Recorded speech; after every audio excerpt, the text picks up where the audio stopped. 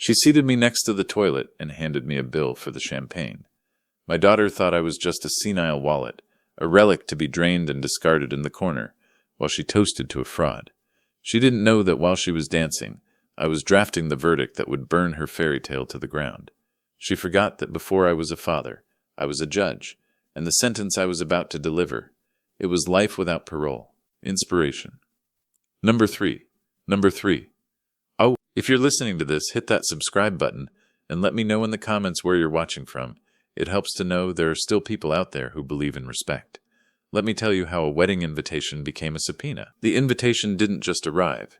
It made an entrance. It came in a box lined with black velvet, heavy enough to bruise a toe if dropped. It smelled of lavender, cardstock, and the desperate, cloying scent of old money trying too hard to prove it still existed. Inside, gold lettering caught the afternoon light on my mahogany desk. The wedding of Chloe Vance and Jason Sterling. I sat in my leather chair, the leather worn smooth by decades of shifting weight, of leaning forward to pronounce sentences that ended lives or started them anew. I traced the name Vance with my index finger.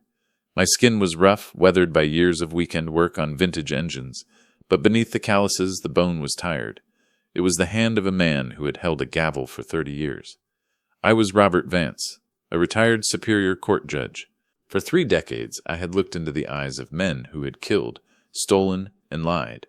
I had developed a sixth sense for the tremor in a hand, the sweat on a brow, the microscopic hesitation before perjury. I knew the weight of a sentence. I knew the architecture of a lie, how it was built on shaky foundations, how it needed constant maintenance to keep from collapsing. But looking at that card, the gold foil cool against my fingertip, I didn't feel like a judge. I felt like a father. And that was my first mistake. I saw my little girl's dream in that calligraphy. I saw the fairy tale she had been chasing since she was 5 years old, draping pillowcases over her head like veils. I saw the dream. I should have had the professional detachment to see the nightmare hidden underneath. I stood in front of the tarnished mirror in the guest cottage, miles from the main venue. "The hotel is fully booked, Dad," Chloe had said over the phone, her voice tight, hurried. "But the cottage is charming, really private." It wasn't charming. It was a glorified storage shed on the edge of the property, smelling of lemon polish, dust, and neglect. The silence here was heavy, broken only by the settling of the wood and the distant rhythmic thrum of the Pacific Ocean. It felt like a holding cell. I adjusted my black bow tie. My tuxedo was vintage, a bespoke piece from 1985. It belonged to a different era, an era of wool that breathed, of stitching that held, of respect that was earned rather than bought. My hands were steady. They were always steady. They had been steady when I signed the order to send a 19-year-old to San Quentin. They had been steady when I held Eleanor's hand as the monitor flatlined. "For her," I whispered to the empty room. The words hung in the stale air. But was I doing this for Chloe? Or was I doing it for the ghost of the family? We used to be. I looked at my reflection. Gray hair, deep lines carved around the mouth, eyes that had seen too much darkness to sparkle anymore. Eleanor would have fixed my tie. She would have told me I looked dashing. She would have seen through Jason Sterling in 5 minutes over a cup of tea. Without her, I was flying blind. I was a judge without a jury. I picked up my keys. They jangled, a stark metallic sound in the quiet cottage. Outside, the air was thick with salt and moisture. The Pacific crashed against the cliffs below, violent and loud, a chaotic rhythm that matched the unease churning in my gut. I walked to my car. It wasn't a Bentley. It wasn't a Rolls-Royce, or any of the plastic computer chip-laden status symbols the guests would be driving tonight. It was a 1968 Mustang, cherry red. I had restored this car with my own 2 hands. I had stripped every bolt, sanded every panel, rebuilt the carburetor on my kitchen table. It was a machine of combustion and steel, not software and sensors. It was a car with a soul. It was the only honest thing I owned. I turned the key. The engine didn't purr. It roared. A deep, angry growl that shook the pavement and vibrated up through the steering wheel, grounding me. I pulled onto the highway. The Emerald Cliffs estate loomed ahead, a monstrosity of limestone and glass perched on the edge of the world. It looked less like a wedding venue and more like a fortress. It was designed to intimidate, to scream wealth so loud it drowned out questions of origin. Money. That's what the air smelled like as I approached. not the quiet, confident wealth of the families I grew up with. This smelled like new, desperate money, the kind of money that dries up the ink on the check before the bank opens on Monday. As I drove closer, a cold feeling settled in my stomach, the same feeling I used to get when a defense attorney smiled too broadly. The driveway was a winding ribbon of asphalt, lined with cars that cost more than my first house. Ferraris, McLarens, custom G-Wagons. They were parked haphazardly, like toys discarded by bored children. Valets in white jackets ran back and forth like ants, their faces sheen with sweat. The chaotic energy was palpable. I pulled the Mustang up to the front steps. The engine rumbled, a low, throaty threat that shook the polished silence of the arrival area. A young valet stepped forward. His name tag said Danny. He looked no older than 20, with the nervous eyes of a kid trying not to screw up. He looked at the Mustang. His eyes went wide, the professional mask slipping for a second. "Beautiful car, sir," Danny said. He meant it. I could hear the reverence in his voice. He ran a hand along the door panel, respectful, treating the metal like it was holy. "Treat her well, Danny," I said, my voice gravelly. "She's got a temper if you handle her rough." I reached into my pocket and slipped him a $100 bill. It was crisp, real currency in a world of credit and crypto. "She doesn't like to be parked too close to the plastic ones," I added, nodding toward a garish yellow Lamborghini. Danny grinned, pocketing the cash. "I'll put her right up front, Judge. Keep an eye on her myself." He opened my door, but then he hesitated. He leaned in closer, his voice dropping to a whisper, breaking protocol. "Sir, watch your step inside." I paused, one foot on the pavement. I looked at him, really looked at him. "Why?" "The mood, it's tight," Danny murmured, glancing toward the massive double doors. "Kitchen staff are already complaining about the checks. The manager is sweating." I nodded slowly. The first crack in the glass. In my courtroom, hearsay was inadmissible. But in life, hearsay was often the first thread of the truth unraveling. Unpaid staff meant cash flow problems. Cash flow problems at a wedding meant the foundation was already rotting. I stepped out. The wind whipped my coat, carrying the scent of roasting lamb mixed with expensive, overpowering perfume. I walked up the grand staircase alone. Above me, crystal chandeliers the size of small cars hung from the ceiling, fracturing the light into a million blinding shards. The room was a sea of black ties and silk gowns. There were 300 guests. I scanned the faces. I saw senators who had been censured. I saw tech moguls whose companies had never turned a profit. I saw faces from magazines, the kind of people who were famous for being famous. It was a congregation of wolves in designer clothing. Jason, my new son-in-law, called himself a venture capitalist. In my courtroom, I had seen many men with that title. Some were visionaries who built empires. Most were gamblers playing roulette with other people's retirement funds. I scanned the room, looking for the only face that mattered. I needed to see her. I needed to see the light in her eyes. I needed to know that my gut, that nagging judicial instinct screaming that something was wrong, was lying to me. She was standing near an ice sculpture, a 6-foot swan, translucent and weeping. It was slowly melting, dripping water into a pool of warm champagne. Chloe. She looked radiant. Her dress was a custom creation from Paris, layers of lace and silk that seemed to float around her. I knew the dress well. I had written the check for it 6 months ago, $200,000, the price of a college education, worn for 6 hours. I walked toward her. My heart swelled, pushing against the cynicism. That was my little girl. She was laughing with a woman I recognized instantly. Patricia Sterling, Jason's mother. Patricia wore too much gold. It draped around her neck and wrists like shackles. Her smile showed all her teeth, veneers so white they looked blue under the chandeliers, but none of her joy. Her eyes were hard, calculating, scanning the room over Chloe's shoulder. "Chloe," I said. My voice was soft, but it carried the weight of a gavel strike. It cut through their laughter like a knife. Chloe turned. Her smile didn't reach her eyes. It faltered, just for a fraction of a second, a micro-expression of annoyance or perhaps shame, before she plastered it back on. Then she scanned me. She looked at my vintage suit, inspecting the lapels. She looked at my wind-blown hair. She looked at my shoes. She wasn't looking at her father. She was appraising an asset. "Dad, you're here," she said. She didn't move her feet. She didn't open her arms. She stood her ground, guarding her space. She leaned in and air-kissed my cheek, Her lips never touched my skin. "Careful," she whispered, her voice tight. "My makeup." I pulled back. The air between us felt colder than the ocean breeze outside. The rejection was physical, a blow to the chest. "You look beautiful, sweetheart," I said, trying to bridge the gap. "Your mother would have been proud. You look just like her." Mentioning Eleanor usually softened her. It was our shared language, our common grief. "Not today. Thanks," she said, her tone dismissive. Her eyes were already drifting past me, scanning the crowd, looking for someone more important. "Listen, we're running behind," she said, checking a diamond-encrusted watch. "Jason is stressing about the investors." I frowned. "Investors?" I asked. "At a wedding?" "It's networking, Dad," she snapped, a flash of irritation breaking through the bride persona. "It's how the world works now. Just go find your seat, okay?" She turned back to Patricia. They started laughing at a joke I hadn't heard, closing the circle, shutting me out. I felt a familiar pang. It was the feeling of being a wallet, not a father. The feeling of being a relic, a necessary inconvenience to be managed and parked in the corner. I stood there for a moment, alone in the crowd of 300. I pushed the thought down. "It's her day," I told myself. "Don't be the judge today, just be the dad." I turned to find my seat.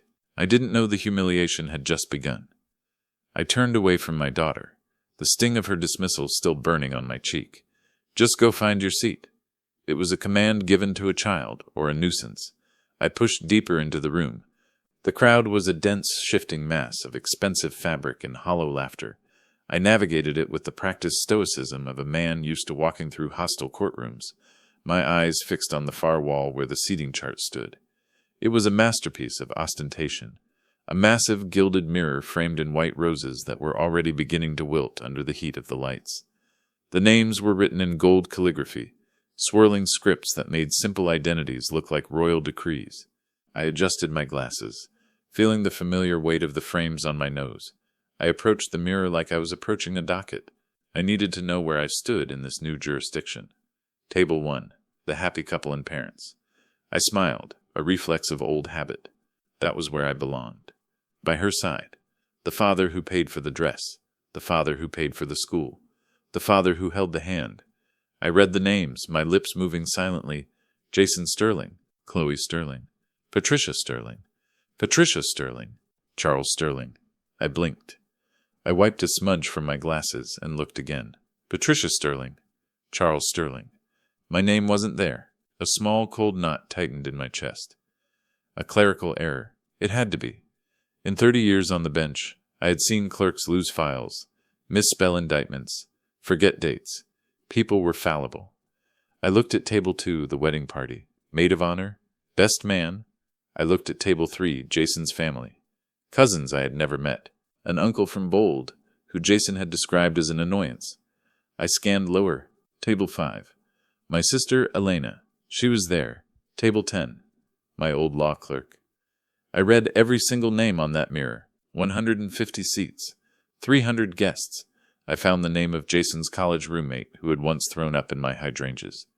I found the name of the wedding planner's third assistant. Robert Vance was nowhere. My hands, usually so steady, felt a sudden chill. It wasn't the shaking of nerves.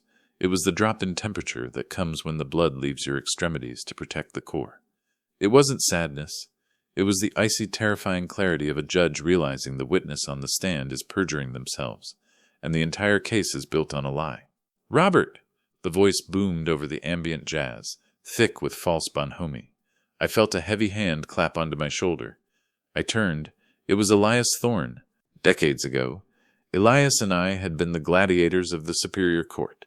He was a defense attorney who specialized in getting guilty men off on technicalities. A snake in a three-piece Italian suit.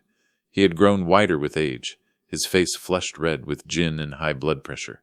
He held a martini glass dangerously fast, the olive swaying like a drowned eye. "I didn't think you'd show up," Elias grinned. It wasn't a friendly smile. It was a baring of teeth.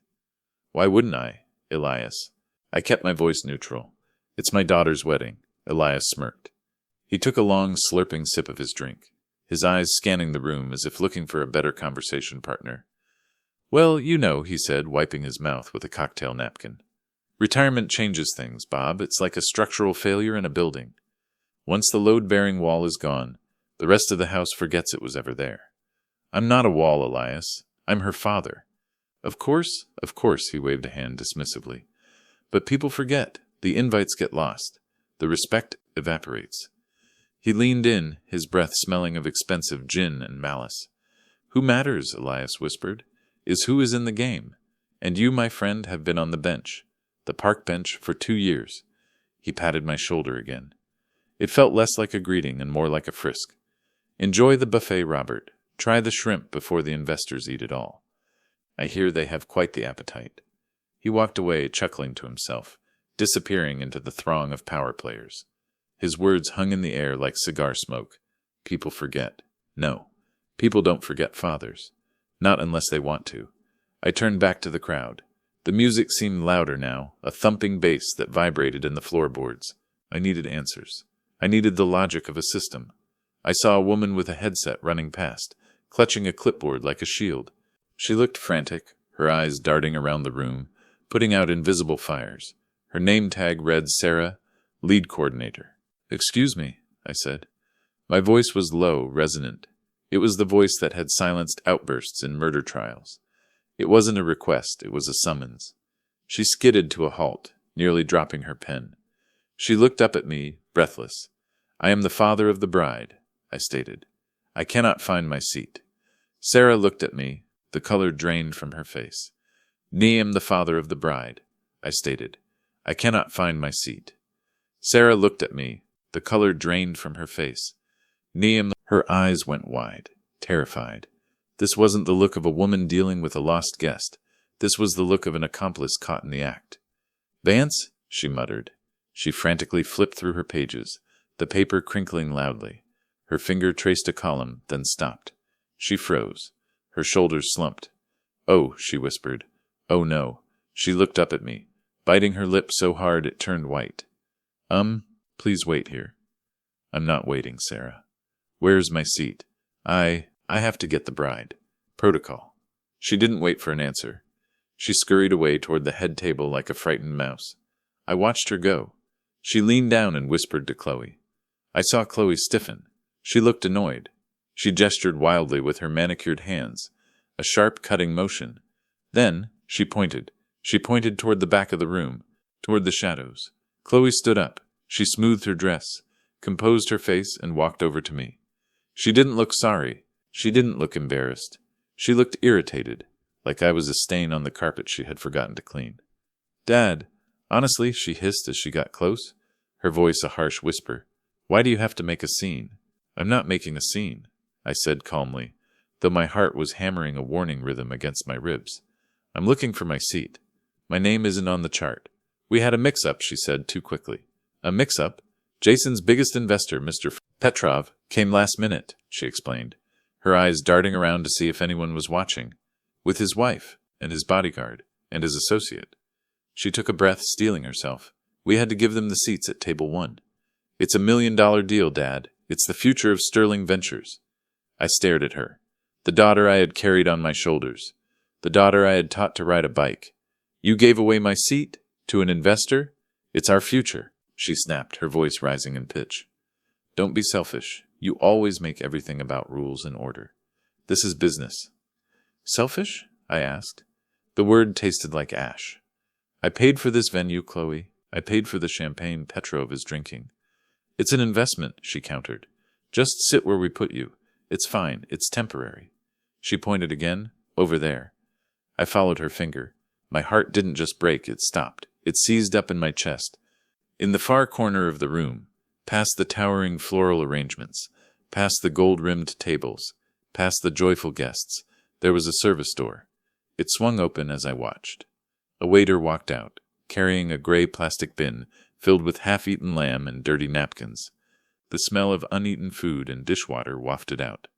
Next to that door was another door, men's restroom, and squeezed between the kitchen trash and the toilet was a table. It wasn't a round banquet table. It was a gray, metal folding table, the kind you use for a garage sale, the kind I used in my workshop to hold oily parts.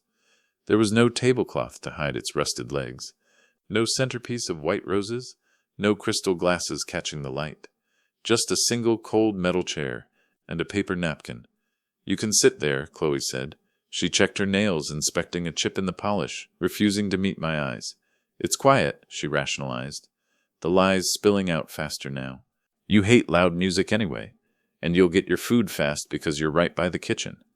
I looked at the table. It sat in the shadows, an island of exile. A man walked out of the restroom, zipping his fly, drying his wet hands on his pants. The door whooshed shut, but not before the distinct chemical smell of industrial air freshener and urinal cakes hit me. I looked back at my daughter. "You want me to sit by the toilet?" I asked. My voice was barely a whisper, hollowed out by shock. "It's not by the toilet.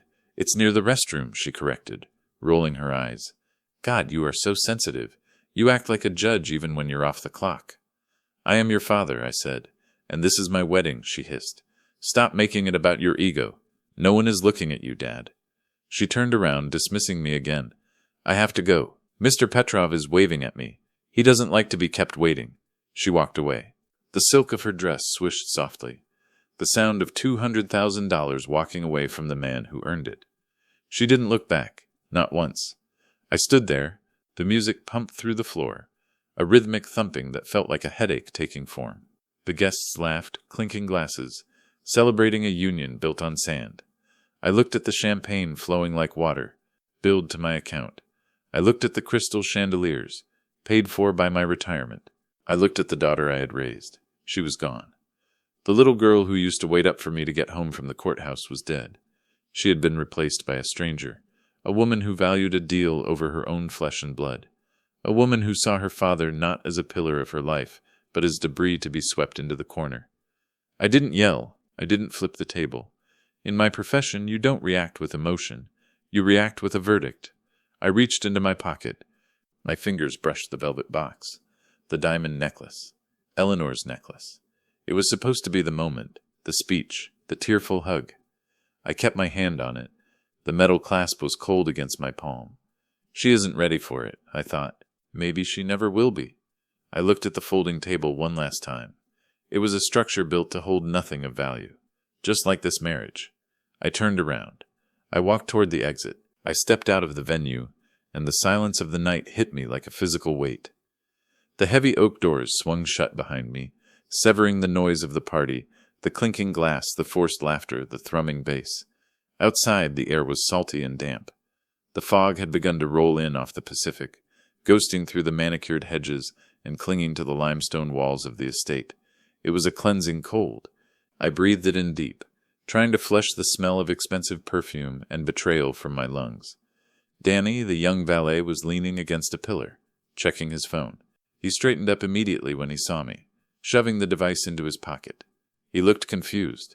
The party was just hitting its stride. Appetizers were circling. The bar was open. No one left now. "Leaving so soon, sir?"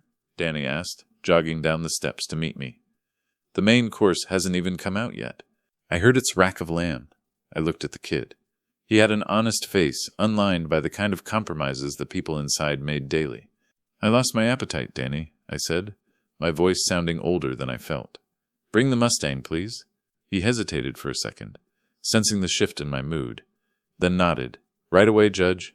He sprinted off toward the front lot. I stood on the curb, the damp wind biting through my vintage tuxedo. I felt like a man who had just walked out of a burning building that everyone else was still dancing inside of. Danny pulled the Mustang up to the curb. The cherry red paint looked almost black under the dim perimeter lights. The engine idled with a low, rhythmic loping sound, a mechanical heartbeat. I understood. I opened the door, the heavy steel latch clicking satisfyingly. As I lowered myself into the driver's seat, the leather creaking around me, I felt a vibration in my breast pocket. It wasn't a call, it was a text. I pulled out my phone. The screen glowed harsh and bright in the dark cabin. "Chloe, 7:42 p.m. "Where did you go?" "The speeches are starting. You need to come back and sign the marriage license." I stared at the screen. The cursor blinked, waiting for a reply I couldn't give. Then a second text bubbled up immediately. "Chloe, 7:42 p.m. We can't file the tax documents without your witness signature. Jason is freaking out. Please, Dad. Tax documents." The words sat there, innocent to the untrained eye, but to me they were screaming. My mind, honed by 40 years of dismantling alibis, began to work. It shifted gears from hurt father to presiding judge. Jason had been pushing for a quick wedding for months. He had cited scheduling conflicts and venue availability. But in the last week, the conversation had shifted. He had mentioned tax benefits repeatedly. He had spoken about consolidating assets before the fiscal quarter ended. Yesterday, he had handed me a thick envelope. Just standard stuff, Robert. Transferring a portion of your estate to Chloe as a wedding gift. It helps with the bracket. My lawyers drew it up. He wanted it signed before the ceremony. I had demurred, telling him I would sign it at the reception after the cake. I wanted to read it first. They didn't need me there to celebrate. They didn't need me to toast their happiness. They didn't even need me to sit at a table with a tablecloth. They needed my signature. They needed the key to unlock the vault. Here you go, sir, Danny said, leaning in the window. She's purring like a kitten. I looked at Danny. Thank you, son. I didn't leave the estate. I put the car in gear, but instead of turning left toward the highway and home, I turned right. I drove down the winding driveway, the headlights cutting through the thickening fog. I pulled into a small scenic overlook about a quarter-mile down the cliffs. It was a spot usually reserved for tourists watching the sunset, but tonight it was empty. I parked behind a grove of twisting eucalyptus trees. Their peeling bark smelled medicinal and sharp. From here, hidden in the shadows, I had a clear view of the Emerald Cliffs estate. The mansion glowed like a beacon on the edge of the world. Every window was lit. It looked beautiful. It looked like a fortress. I turned off the engine. The silence returned, filled only by the ocean crashing on the rocks 300 feet below. I opened the glove box. My hand bypassed the registration and insurance and found the small silver flask I kept for emergencies. Single malt whiskey. I unscrewed the cap and took a sip. It burned going down, a clean, sharp fire that grounded me. I watched the house. I wasn't looking at a wedding anymore. I was looking at a crime scene. I took out my phone again. I didn't reply to Chloe. Instead, I dialed a number I knew by heart. It rang once, twice. Judge? The voice was gravelly, sounding like it had been gargling with rocks. Frank Russo, my former bailiff, now the best private investigator in the county. Frank was the kind of man who could find a needle in a haystack, and then tell you who forged the needle and where they bought the steel. I thought you were at the wedding, Frank said. I could hear the background noise of a baseball game on a TV. I was, I said. But, Frank, I need a favor. The TV muted instantly. Frank knew my tone. He knew the difference between chatting and ruling. Name it, Judge. I need you to access the court archives and the state financial database. On a Saturday night? Frank asked. I'd have to call in a marker with the clerk. Now, Frank, tonight. Okay, Frank said, the professional edge sharpening his voice. Who are we looking at? Jason Sterling, I said, watching the silhouette of the mansion. And his company, Sterling Ventures. I did a shallow run when they got engaged, Judge, Frank said. Standard background. He looked clean. Leveraged, sure, but clean. Ivy League degree, nice office in the financial district. Go deeper, I commanded. Check the investors. Specifically a man named Petrov. Petrov. Frank's tone changed. It dropped an octave. Russian? I think so. He's here. He's sitting at the head table while I'm sitting by the toilet. He has a bodyguard who looks like he eats concrete for breakfast. And check the funding for the wedding, I added, my eyes narrowing. I want to know where the money is going. I sent a check for $200,000 6 months ago. Trace it. You think something is wrong? I think I just sat at a folding table while a mobster sat in my seat, I said, the cold fury rising in my throat. I think the tax documents they want me to sign are the only reason I was invited. Give me 20 minutes, Frank said. Don't do anything stupid, Judge. Just get me the facts, Frank. The line went dead. I sat in the dark. The leather of the Mustang creaked as I shifted. I watched the gates of the estate, a black SUV, an Escalade with tinted windows, pulled up near the exit. It didn't leave. It idled there, blocking the path. A man stepped out. He was huge, a thick neck that spilled over his collar, a cheap suit that struggled to contain his shoulders. I recognized him. He was the man standing behind Petrov at table 1. His name was Marcus. I remembered Chloe introducing him as an associate. Marcus lit a cigarette. The orange cherry of the tobacco glowed in the fog. He scanned the road, looking left, looking right. He wasn't waiting for a valet. He was a guard dog. He was watching the exit, making sure no one left.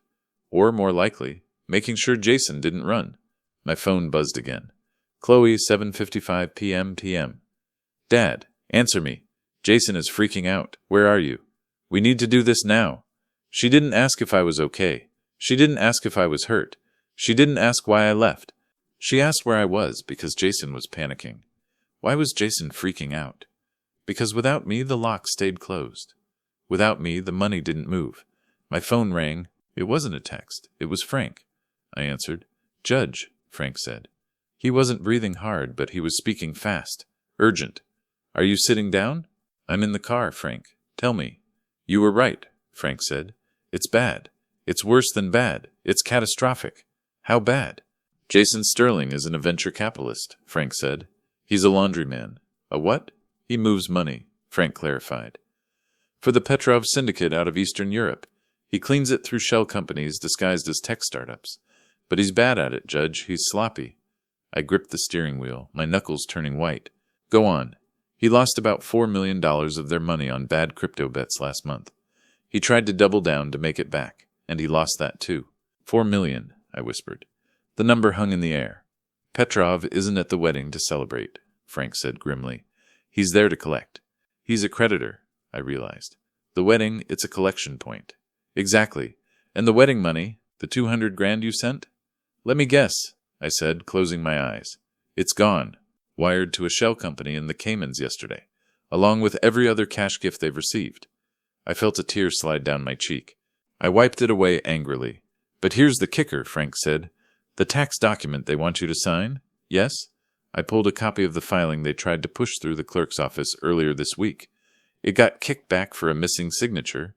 It's not a tax document. It's a durable power of attorney. My blood ran cold. The temperature in the car seemed to drop 10 degrees.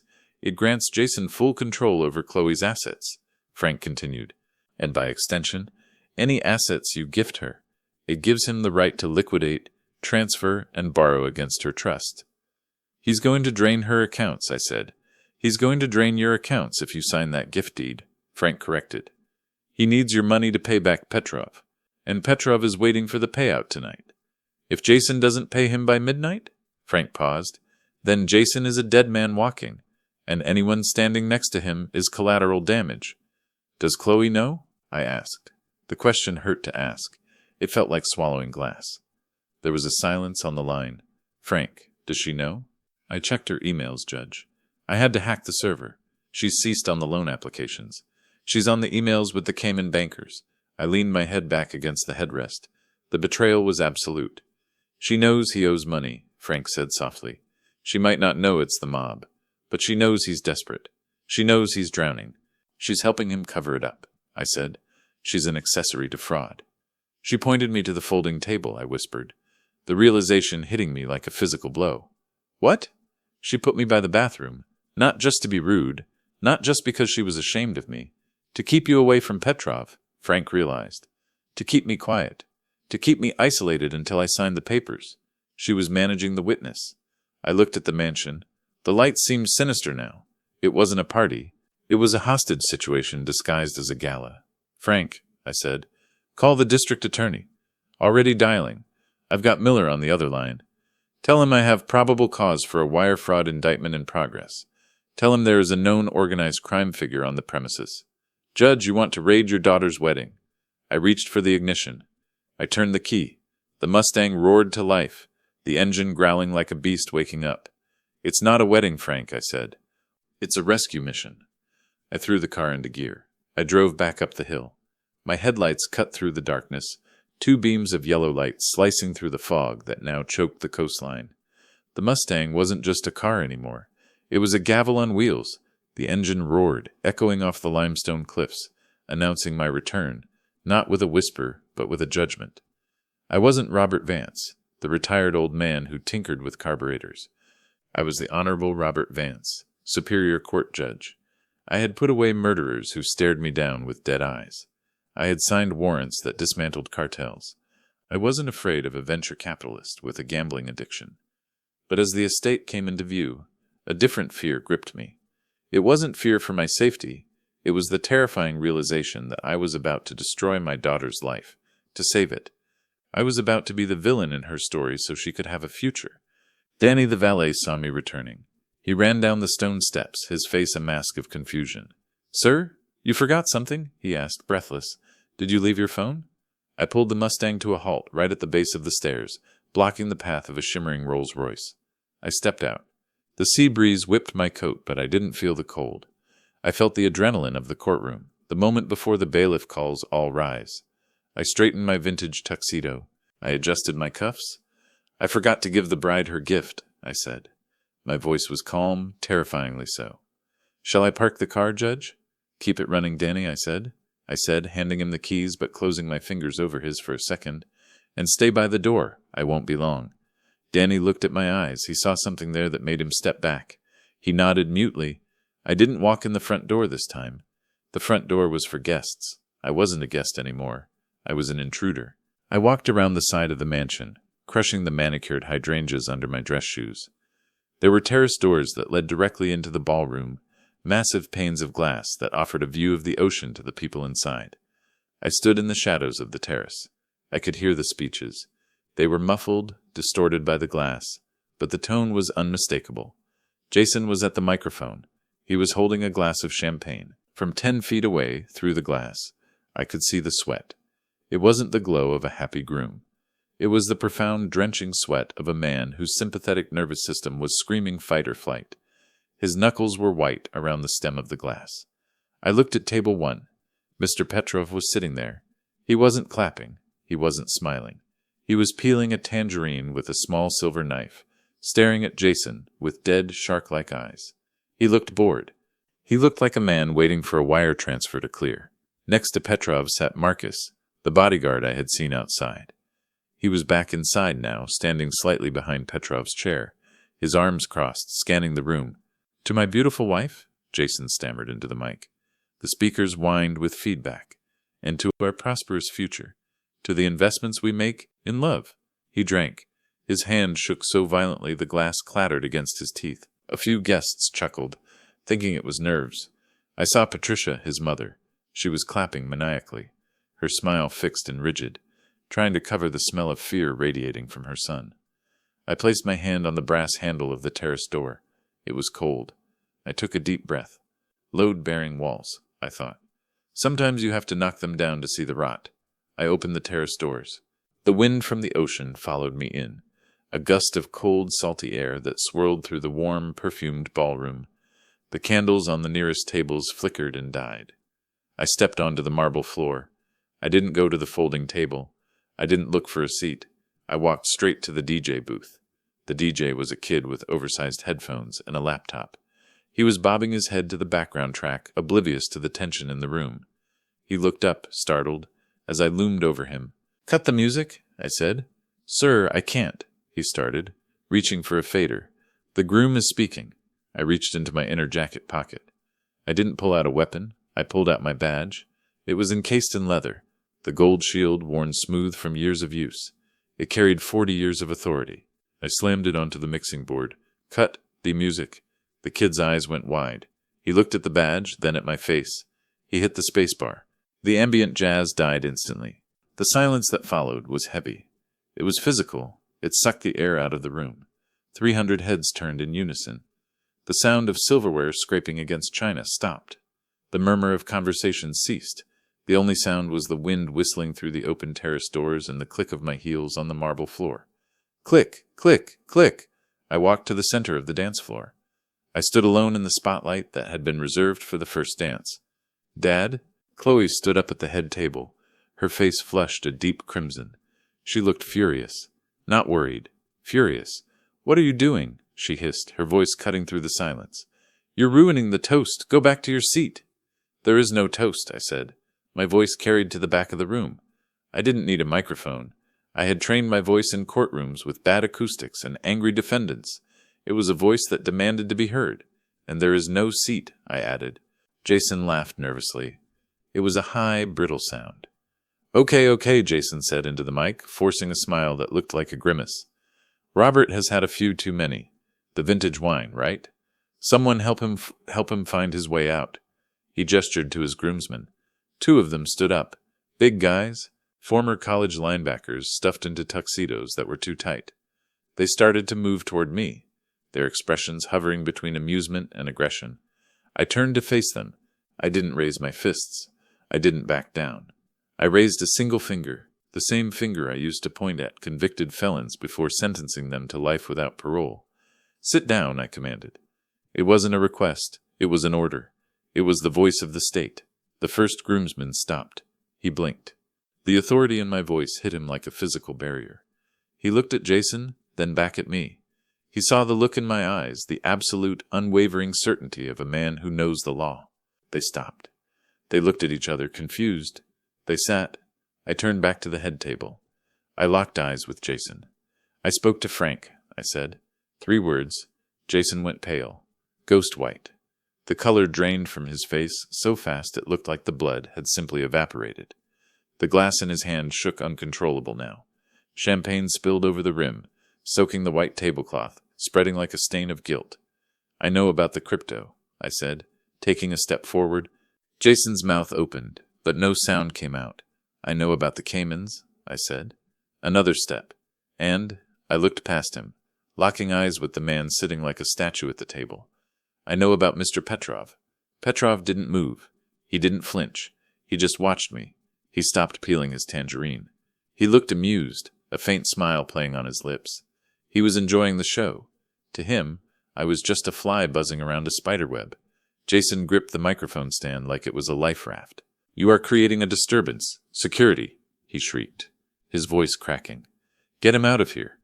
"The security works for the venue," I said calmly, "and I paid for the venue. So technically, Jason, they work for me." I turned to Chloe. She was trembling now. The anger was fading, replaced by a dawning horror. She looked from Jason to me, trying to piece together the shattered reality. "You wanted me to sign the papers, Chloe," I said, my voice softening just a fraction. "Dad, please," she whispered, tears welling in her eyes. "Not here, please. You wanted the gift," I continued, relentless. "You put me by the toilet so I wouldn't hear the conversations, so I wouldn't hear the desperation. No," she cried, a sob escaping her throat. "So I wouldn't realize who Petrov was. Dad, stop," she screamed. Tears streamed down her face, ruining the makeup she had been so worried about. "You're humiliating me." "You humiliated yourself," I said. The words tasted like bile. "When you chose a con artist over your father." I reached into my inner pocket again. The room held its breath. Was it a gun? A subpoena? I pulled out my checkbook. The leather was worn. It was the checkbook that had paid for her braces, her college tuition, her first car, and this dress. The room was deathly quiet. You could hear the ocean roaring outside. "You need money to pay him," I said. I pointed a shaking finger at Petrov. Petrov picked up his napkin. He dabbed his mouth elegantly. He nodded. "Just once. A confirmation of the debt. Or he takes Jason for a ride he won't come back from. Is that right?" Chloe looked at Petrov. She saw the coldness in his eyes. She looked at Jason, saw the terror. The denial finally broke. She nodded. Sobs racked her body, shaking the expensive lace. "Please, Dad," she choked out. "He'll kill him," they said. They said midnight. Just help us this one last time." Jason pleaded. "I promise we'll pay you back. I have a deal pending in Tokyo. It's a sure thing. You want me to pay the ransom?" I said. "It's an investment," Jason shouted. He sounded desperate, pathetic. "I can make it back. I just need the bridge loan." I looked at the checkbook in my hand. I looked at the folding table in the corner, dark and shameful. I sat there. I said softly, "For 40 years, I sat on the bench and judged men like you. Men who thought they were smarter than the system. Men who thought they could borrow from tomorrow to pay for today." I looked Jason in the eye. But tonight, I sat by the restroom, and I realized something. I held the checkbook up. "You don't want a father. You want a financier." I grabbed the checkbook with both hands. Rip. The sound was loud in the quiet room. A sharp, tearing sound that signaled the end of an era. I dropped the pieces on the floor. They fluttered down like confetti at a funeral. "The bank is closed," Jason screamed. It wasn't a word. It was a primal, terrified sound of a man watching his lifeline be cut. "You old fool! You killed us!" He lunged. He jumped off the stage, abandoning all pretense of civilization. His eyes were wild. He grabbed a steak knife from the nearest guest table. "Give me the money!" he shrieked. Crash. The floor-to-ceiling windows on the west side of the ballroom shattered inward. The sound of the glass shattering wasn't just a noise, it was a physical assault on the senses.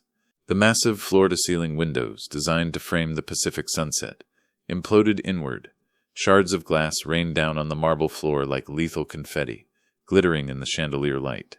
"Federal agents, drop the weapon! Everyone down!" The voice was amplified by a megaphone, booming, distorted, and terrifyingly loud.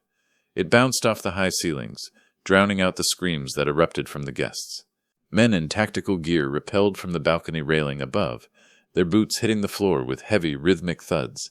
Thump, thump, thump. Red laser sights cut through the dusty air like angry fireflies, sweeping across the room over the terrified faces of senators, over the trembling waiters, finally converging on the head table. The side doors burst open with a violence that splintered the wood. Detective Miller, a man I had known for 20 years, a man who had sat in my chambers drinking coffee while we discussed warrants, led the charge. He wasn't drinking coffee now. He was holding a service pistol with a two-handed grip, his face a mask of grim determination. Behind him walked the district attorney, calm, dressed in a suit that looked identical to the ones worn by the guests, but carrying a very different kind of authority.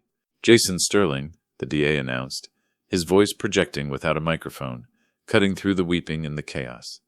"You are under arrest for wire fraud, embezzlement, RICO violations, and money laundering." The guests, the elite of the city, scrambled. Men in tuxedos dove under tables. Women in gowns covered their heads with napkins, as if silk could protect them from bullets. Elias Thorne, the lawyer who had mocked me minutes ago, was cowering behind a potted palm, his martini spilled down his front. I didn't move. I stood 10 feet from Jason, a statue amidst the panic. I watched Petrov at table 1. The Russian didn't run. He didn't scream. He stood up slowly, deliberately. He placed his napkin on the table. He raised his hands above his head, fingers spread. He knew the game. He had played it before. "I am a diplomat," Petrov said calmly, though the laser dot dancing on his forehead suggested otherwise. "I am merely a guest." "Cuff him," Miller barked. 2 SWAT officers swarmed Petrov and Marcus. They were on their knees in seconds, zip ties cinching their wrists. But Jason? Jason didn't know the game. Jason had never been told no in his life. Jason had never faced a consequence he couldn't buy his way out of. Jason panicked. It was a total psychological collapse. I saw his eyes dart around the room, wide, showing the whites all around the irises. He looked at the police. He looked at Petrov, who was now being dragged away. He looked at the shattered windows. He realized there was no exit. He realized the money I had ripped up was his last lifeline. He looked at me. And then he looked at Chloe. "Back off," Jason screamed. He moved with the jerky, erratic speed of a cornered rat. He grabbed Chloe by the arm, his fingers digging into her biceps so hard I saw the skin whiten. He pulled her in front of him, a human shield. "Jason, no," Chloe shrieked, the sound tearing at my heart. "What are you doing? Let me go." "Shut up," Jason yelled. Spittle flew from his mouth, landing on her cheek. "Shut up. This is your fault." He raised the steak knife. The serrated blade caught the light. He pressed it against the soft skin of her neck, just below the jawline. The room froze. The screams died in throats. Even the SWAT team hesitated. A hostage situation in a crowded room with high-profile civilians. It was a tactical nightmare. "Drop the knife, son," Detective Miller said, his voice level, trying to de-escalate. "Don't make this worse." "It's already worse," Jason screamed. His voice was high, cracking with hysteria. "My life is over. He ruined it." He pointed the knife at me for a split second before pressing it back to Chloe's throat. A single drop of blood appeared where the tip broke the skin. "You!" Jason shouted at me. "You set us up! You old dinosaur! You couldn't just sign the papers! You had to be the hero!" I stood there. My hands were at my sides. My heart was hammering so hard I thought it might crack my ribs, but my face remained stone. "Let her go, Jason," I said. My voice was quiet, steady. The voice of the judge. "She has nothing to do with this." "She's my wife," Jason yelled. "She's my property. We're in this together. I'm not your property." Chloe sobbed, trying to twist away. "Stay still," he jerked her back, ripping the shoulder of her $200,000 dress. The sound of tearing silk was sickeningly loud. "I'm leaving," Jason yelled to the room. "I need a car. Petrov, tell them to let me go." Petrov, currently being hauled toward the exit by 2 officers, looked back. He paused. He looked at Jason, sweating and shaking with a knife to a woman's throat. Petrov laughed. It was a cold, dry bark. "You are on your own, kid," Petrov said. "You were a bad investment." The rejection hit Jason like a physical blow. His face crumpled. The delusion of power vanished, leaving only raw, dangerous fear. He dragged Chloe backward. He was moving toward the kitchen doors, toward the shadows, toward the folding table. "Stay back," he swung the knife wildly at the approaching officers. "I'll cut her. I swear to God I'll do it." I looked at Detective Miller. He had his gun drawn, but the angle was bad. Jason was using Chloe's body perfectly, hiding his vital organs behind hers. If Miller missed, he hit my daughter. I looked at Chloe. Her eyes were locked on mine. She was terrified, yes. She was shaking. But underneath the terror, I saw something else. I saw the realization hitting her. She wasn't a bride. She wasn't a partner. She was leverage. She was a meat shield for a coward. I saw the anger spark in her eyes. It was the Vance anger, the same anger that made me pursue justice for 40 years. "Make a choice, Chloe," I thought, willing the message to her. Be the victim, or be the verdict. Jason dragged her past the folding table. He stumbled slightly on the uneven floor near the restroom door. "Move," he screamed at her. In that split second of instability, the knife moved an inch away from her throat. Chloe saw it. She didn't scream. She didn't faint. She opened her mouth, and she clamped her teeth down on the fleshy part of Jason's hand, the web between his thumb and index finger. She bit down with everything she had. "But ouch, ouch, ouch," Jason howled. It was a sound of shock and pain. He instinctively yanked his hand back. The knife clattered to the floor, skittering across the marble. I moved. I moved faster than a 70-year-old man should be able to move. I moved on adrenaline and a father's rage. I closed the 10 feet between us in 2 strides. Jason was clutching his hand, looking at the bite mark in disbelief. He looked up just in time to see me. I didn't slap him. I didn't push him. I remembered the boxing lessons from the Navy, 50 years ago. Pivot, drive, follow through. I stepped in with my left foot. I torqued my hips. I threw a right cross that carried the weight of every lie he had told, every dollar he had stolen, and every tear my daughter had shed. Crack. My fist connected with his jaw. The sound was sickening and satisfying. The sound of bone meeting bone. The impact lifted him off his feet. Jason Sterling, the venture capitalist, the visionary, the laundryman, crumpled. His eyes rolled back in his head. He hit the floor like a sack of wet cement, out cold. I stood over him, my knuckles burned. My breath came in ragged gasps. I could feel my heart fluttering in my chest, a warning rhythm. The room was silent again. Even the police stopped for a second, staring at the old judge standing over the unconscious groom. Chloe fell to her knees, gasping for air, clutching her torn dress. The SWAT team swarmed over Jason, though it was unnecessary. He wasn't waking up any time soon. They rolled him over and cuffed his limp hands behind his back. Detective Miller holstered his weapon. He walked over to me. He looked at Jason, then at me. "Good right hook, Judge," Miller said, a small smile touching his lips. I rubbed my swelling hand. It was going to hurt in the morning. I held him in contempt, I said. Miller signaled his men. "Clear the room. Get the paramedics for the bride." The spell broke. The guests began to murmur, then talk, then rush for the exits. The fantasy was over. The reality of police statements and witness interviews was setting in. I didn't watch them leave. I knelt down beside my daughter. The adrenaline crash was worse than the fight. It left me feeling hollowed out, my bones heavy, my age suddenly catching up to the violence I had just committed. The ballroom, once a shimmering palace of aspiration, was now a wreckage of broken dreams and police procedure. The floor-to-ceiling windows were jagged maws, letting in the damp, swirling fog. The sea breeze mixed with the smell of spilled alcohol and the metallic tang of adrenaline. The guests were gone. They had been processed, interviewed, and released, scurrying away to their expensive cars, eager to distance themselves from the scandal. Elias Thorne had tried to catch my eye on his way out, his face pale, offering a trembling hand. I had looked right through him. Now it was just the aftermath. Broken glass crunched under the boots of the forensics team. Overturned chairs lay like dead soldiers. The ice sculpture of the swan had melted, its neck broken, dissolving into a puddle of tepid water on the dance floor.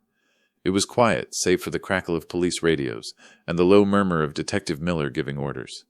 The disco ball still spun slowly overhead, casting dizzying specks of light over the crime scene. A party that refused to accept it was over. Chloe was sitting on a gold Cavari chair near the service entrance. A paramedic was checking her blood pressure. She was wrapped in a shock blanket. Bright orange, synthetic, ugly. It clashed violently with the ruined remains of her Parisian gown. Her makeup was smeared down her cheeks in dark Gothic streaks. The blood from the small cut on her neck had dried. I walked over to her. My right hand was throbbing, the knuckles swelling and turning a deep, angry purple. I cradled it against my chest. She looked up as I approached. Her eyes were red, rimmed with exhaustion and terror. "Dad," she whispered. Her voice was a cracked husk. "Thank you. You saved me." I stopped a few feet away. I didn't hug her. I couldn't. The space between us was filled with too many lies. "I saved your life," I said, my voice flat. "But I couldn't save your wedding." She let out a short, hysterical laugh that turned into a sob. She pulled the orange blanket tighter. "It doesn't matter," she said, shaking her head. I didn't know he was capable of that. He was a monster." I looked at her. I activated the judicial gaze one last time. "He was a monster with a knife," I agreed. "But before the knife, he was just a crook, and you knew that." Chloe froze. She looked down at her hands, picking at the dried blood under her fingernails. "Jason's blood." "I didn't know about the mob," she whispered. "But you knew about the money," I pressed. "You knew the accounts were empty. You knew he was desperate." She didn't answer. The silence was an admission. "I checked the logs, Chloe. You were CC'd on the emails." She closed her eyes, tears leaking out. "I thought," she started, her voice trembling, "I thought if we just got through tonight, if we got the gifts, if you signed the papers, we could fix it. We could pay everyone off and start over." "Fix it?" I asked, the incredulity rising in my throat. "I just wanted it to work," she cried, looking up at me with pleading eyes. "I wanted the life, Dad. The house. The status. I didn't want to be ordinary." "So you were willing to rob me," I said brutally. "To save a liar. You were willing to liquidate your mother's legacy to pay for a criminal's mistakes." "I was scared," she sobbed. "I'm your daughter. Doesn't that count for anything?" "Yes," I said. "It counts for everything. That's why I'm standing here instead of in a cell for assault." I reached into my pocket with my good hand. My fingers closed around the velvet box. It felt heavy, like a stone. "I brought you a gift," I said. I pulled it out. The black velvet seemed to absorb the flashing blue lights of the police cruisers outside. I opened the box. The diamond necklace sparked. Eleanor's necklace. It was a piece of history, flawless and brilliant. It represented 40 years of marriage, of struggle, of building a life brick by honest brick. Chloe gasped. Her eyes locked onto the diamond. For a second, just one fleeting, heartbreaking second, I saw the greed return. I saw the calculation. I saw her thinking that maybe, just maybe, this necklace could be the lifeline, that she could sell it, that she could start again. "Dad," she breathed, reaching out a trembling hand. "Mom's necklace." I watched her hand reach for it. I looked at the diamonds. They were pure. I looked at my daughter. She was compromised. I snapped the box shut. Click. The sound was as loud as a gunshot in the quiet room. Chloe flinched. Her hand hovered in empty air. "But you're not ready for it," I said softly. "What?" "This necklace carries a weight," I told her. "It carries the weight of the woman who wore it." "Eleanor didn't marry for status. She didn't marry for a deal. She married a man who had nothing but a law degree and a sense of right and wrong." I put the box back in my pocket. "Maybe you never will be ready." Panic began to set in behind her eyes. Real, unfiltered panic. "Dad, what do you mean?" "I mean, I'm going home." "Where will I go?" she asked, her voice rising. "The apartment is in Jason's name. The police said they're seizing it. The accounts are frozen. I have nothing." "You have a degree," I said. "You have your health. You have the truth, finally." "You're leaving me here?" she screamed. "With the police? In this dress?" "I gave my statement to Detective Miller," I said calmly. "I have a long drive, and my hand hurts." I turned around. The sound of my shoes on the glass-strewn floor was crunchy, gritty. "Dad," she shrieked, "you can't do this. I have nowhere to sit. I have no one. I stopped at the doorway. The wind whipped my coat. I looked back, one last time. I scanned the ruined room. The overturned luxury. The shattered dreams. My eyes landed on the corner. The shadows. The folding table. It was the only table still standing upright, in the chaos. The metal chair was exactly where I had left it. "You have a seat," I said. I pointed to the folding chair. "It's quiet, it's near the exit, and it's the only thing in this room that isn't a lie." I turned my back on her. "Figure it out, Chloe. That's the first step." I walked out into the night. The fog was thick now, blanketing the world in white. It muffled the sound of the ocean, turning the roar into a whisper. Danny was waiting with the Mustang. The engine was idling, the exhaust pumping white clouds into the mist. He saw me coming and ran to open the door. He looked at my hand, swollen, purple, shaking slightly now that the adrenaline was gone. "Rough night, Judge?" Danny asked softly. He didn't look at the police cars. He looked at me with a strange kind of awe. "Justice is always rough, Danny," I said. "It leaves a mark." I reached into my pocket with my good hand. I pulled out another $100 bill. "Get yourself a nice dinner," I said. "Somewhere with a tablecloth. And Danny?" "Yes, sir. Don't ever let anyone park you in the corner." "You hear me?" "I hear you, Judge." I got into the car. The seat was cold, but the engine was warm. I wrapped my aching hand around the gearshift. It was painful, but it was a good pain. It was the pain of action. I pulled away from the curb. I drove down the winding driveway, past the black SUV that was now being towed away by police impound, past the gates of the Emerald Cliffs estate. In my rear-view mirror, I saw the flashing lights fade into the fog. The castle was gone, swallowed by the mist, and the consequences of its own retreat. I was alone on the dark highway. My house was empty. My wife was gone. My daughter was a stranger. I had left behind in the wreckage. By all accounts, I had lost everything tonight. But as I merged onto the highway, feeling the raw power of the American steel beneath me, I took a deep breath. My chest expanded. The weight that had been pressing on me for months, the weight of pretending, of ignoring the cracks, was gone. I had lost a daughter, but I had kept my honor. I had protected the legacy of the woman I loved. And as the Mustang roared into the darkness, cutting a path through the fog, I realized something. I wasn't just a retired judge. I was still the law. And in the end, that was the only verdict that mattered.